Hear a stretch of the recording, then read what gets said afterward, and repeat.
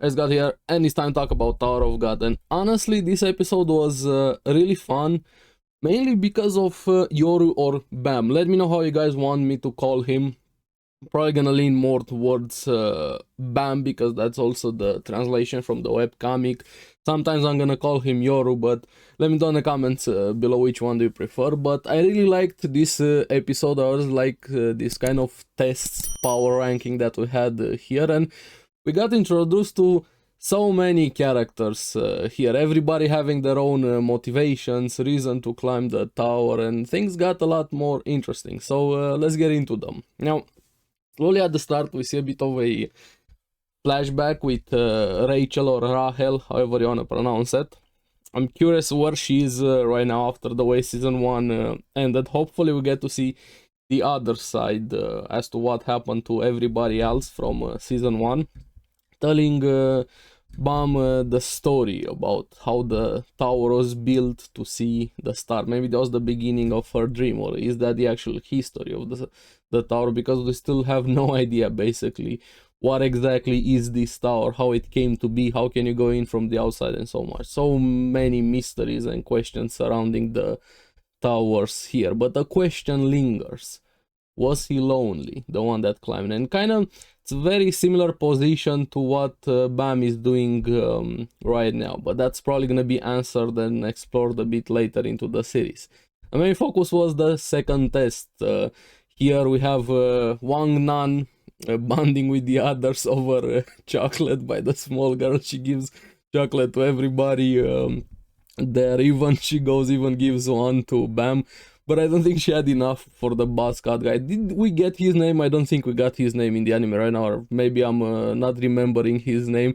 He seems like a fun character, asshole character, but also fun character at the same time. I like his interactions quite a lot there, but slowly more and more characters show up. Even the flamethrower girl, how Wang Nan called her, that burned everybody at the start in episode 1. We find out her name later. She's from the Yeon family. Eva, I'm sorry again if I mispronounce names here, and she had a very clingy dude over her there, but we're gonna get to that. She's part of the great families here.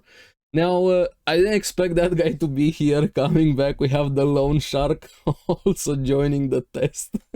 And Wang Nan's reaction was priceless there. And this guy starts going on and tells some of the things that have been happening there, describing the dude that was clinging to Eva. He's called Prince. He's the son of the president of their company. His father pretty much paid everything, bribed for him to pass the test there. He even hired mercenaries.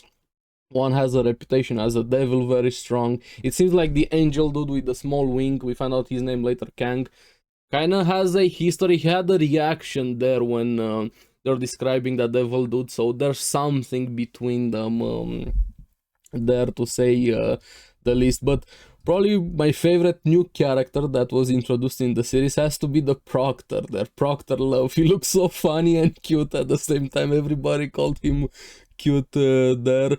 And he comes in saying the second test, and we have seen it in a lot of anime series and so on. Strengthening test, you kind of put your aura around you, and how much water score do you get when you touch the globe, so to say. But I like the twist at the end, how they handle the ranking here, saying only 8 are gonna pass, but with a twist. Now, Wang was really scared, saying this is not his fault. I do hope at some point we'll get to see what kind of power he has, what exactly are his skill set, so to say. And he goes in, scores, and he gets number 10. So he kind of already failed in a way, being number 10, since only 8 are gonna pass there.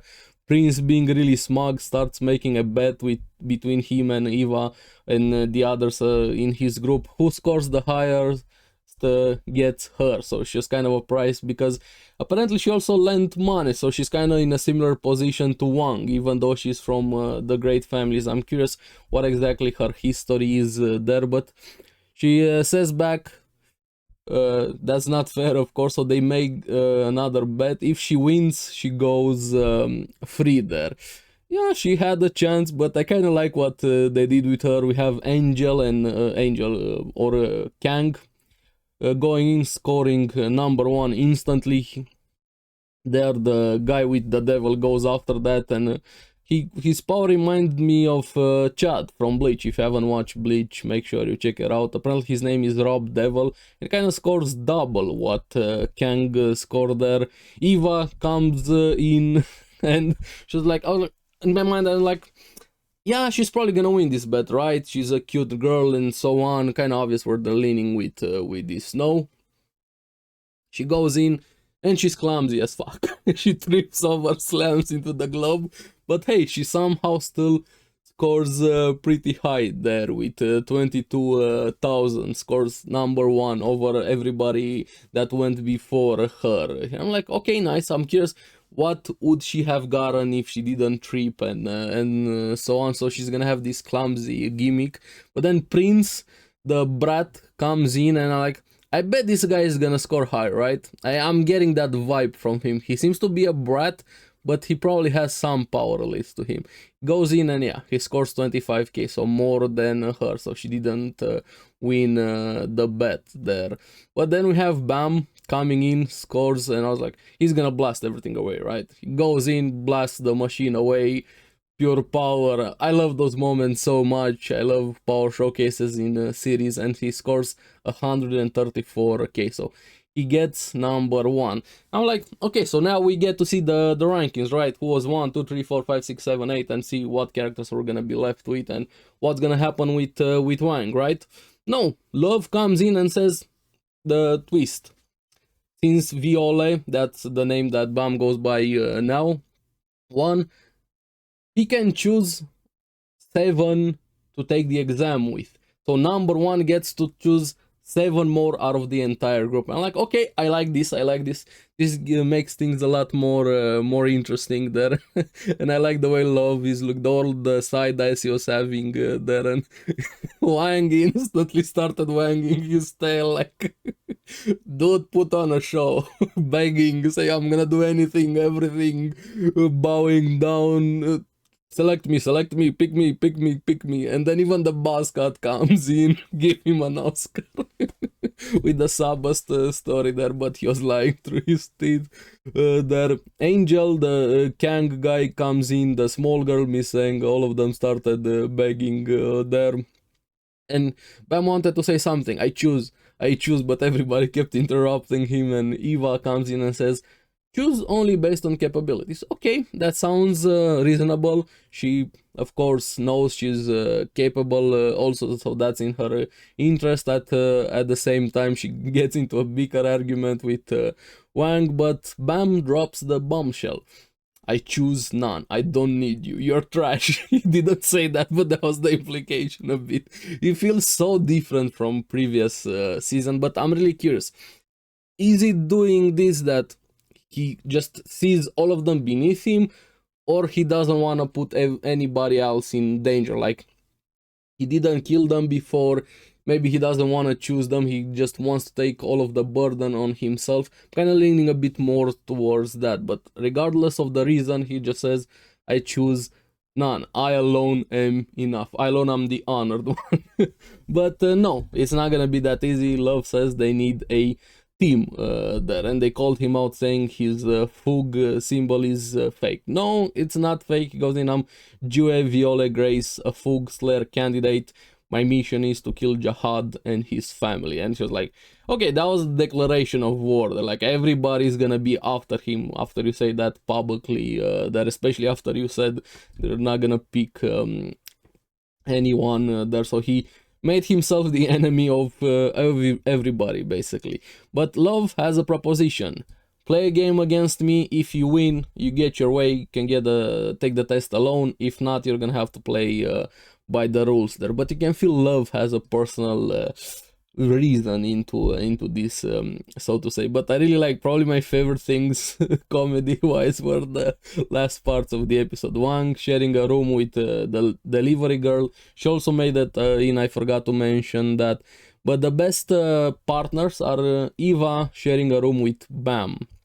They're like, oh, I'm gonna have to work with him even if it sucks and so on. She readies herself. She's like, hey, wanna take a bath together? And I have a feeling baths are common here, even sharing bath with him, but she assumes he's a girl. So yeah, I'm kind of wanted to see her reaction when she finds out, but I liked Bam. He was stone cold there. He goes with her up to the bathrooms and then he wanders off, dumps her on the sidelines.